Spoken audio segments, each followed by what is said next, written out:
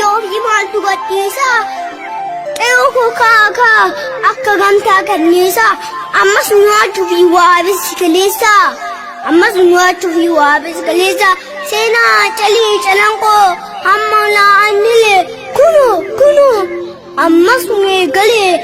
daa'ima taalchifame faatu eegamee qatuudhame hayyuun keenya beekaan xinqallaan siyaasaa maal eegsa maal barsiisa kanaafuu maal maneedhaa ciisaa Joye, nama dhugaadhaan falmatu goonni akka keetii lakkuu haadhalatu lakkuu haadhalatu eewwan sodaatu goota rasaasa ulee qolatu dhiira taankii fuuldura dhaabbatu abadan jooyeen diinaf hin jilbiifatu qeewwan diinaf hin jilbiifatu. Ewan diinaf hin jilbiifatu agan diinaf hin jilbiifatu sabni koo diinaf hin jilbiifatu dhiiga barattoota keenya dhiiga Haacaaluu keenya dhiiga Taaddasaa Birruu keenya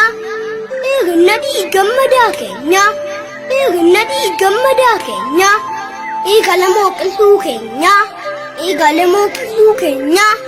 eegalee cuurii keenya mitiin babbaanu beenya osoo bakkaan keenya waan wal baasu kaayoon keenya yaa binuu kafali gumaa walgantoota keenya onneen koo kaatee bilisummaa gurraatee